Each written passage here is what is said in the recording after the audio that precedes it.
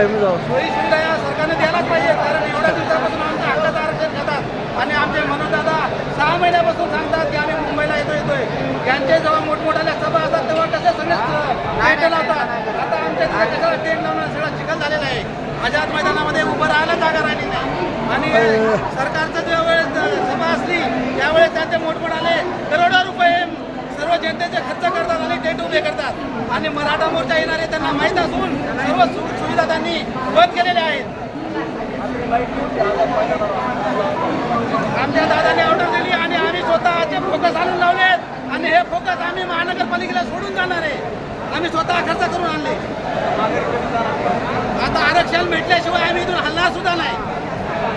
तर या ठिकाणी आलेला मराठा बांधव आक्रमक झालेला आहे. जोपर्यंत मागणी पूर्ण होणार नाही तोपर्यंत आम्ही गावाकडे जाणार नाही अशी भूमिका या ठिकाणी मराठा बांधवांनी मांडलेली आहे. काय